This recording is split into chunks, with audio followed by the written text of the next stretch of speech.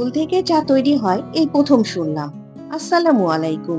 চুকাই ফুল থেকে চা তৈরির জন্য কিভাবে এটি সংরক্ষণ করি এবং এর উপকারিতা সহ অন্যান্য বিষয় আপনাদের মাঝে শেয়ার করতে যাচ্ছি। প্রথমেই চুকাই ফুল থেকে বীজকে আলাদা করে নিচ্ছি। বীজ আলাদা করা খুবই সহজ, ভিডিওতে লক্ষ্য করুন, তাহলেই বুঝতে পারবেন। বীজ ছাড়ানোর পরে ভালো মতো পরিষ্কার পানিতে ধুয়ে রোদে শুকাতে দিব। রোদে শুকানোর পর ফুলের চেহারা ঠিক এরকম হয়েছে। এটি আপনি দীর্ঘদিন সংরক্ষণ করে খেতে পারেন। এই চা পান করার ক্ষেত্রে কিছু নিয়ম আছে। গরম বা ঠান্ডা পানীয় হিসেবে পান করা যায়। ক্যাফেইন মুক্ত হওয়ায় যে কোনো সময় পান করতে পারেন। চলেন এবার চা তৈরি করি। একটি পাত্রে 4 থেকে 5টি শুকনা ফুল নিয়ে তাতে গরম পানি অ্যাড করে নিচ্ছি।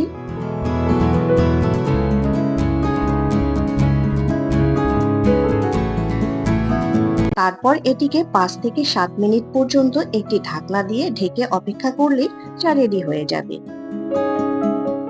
এই কাজটি আপনি আরো তাড়াতাড়ি করার জন্য একটি পাত্রে 1 কাপ চায়ের জন্য 4 থেকে 5টি ফুল নিয়ে তা 2 থেকে 3 মিনিট বয়েল করে নিতে পারেন। এভাবে রোজেলা চা দ্রুত তৈরি করা সম্ভব। চাইলে আপনারা মধু অ্যাড করে নিতে পারেন, কোনো অসুবিধা নেই।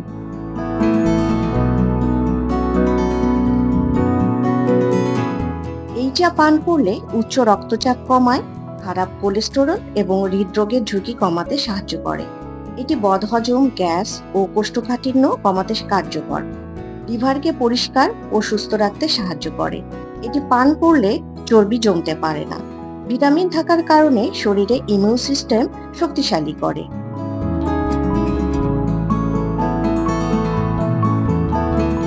রোজেলা চায়ের ক্ষেত্রে কিছু সতর্কতা প্রয়োজন আছে। তা হলো, নিয়মিত ওষুধ খেলে অবশ্যই ডাক্তারের পরামর্শ নিতে হবে এবং দিনে 1 থেকে 2 কাপের বেশি পান করা উচিত নয়।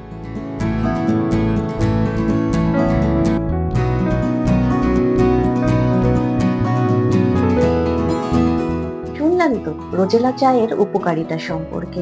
তাই নিয়ম মেনে প্রতিদিন খাবারের তালিকায় রাখুন। আবারও ঘরোয়া টোটকা নিয়ে আপনাদের সঙ্গে দেখা হচ্ছে।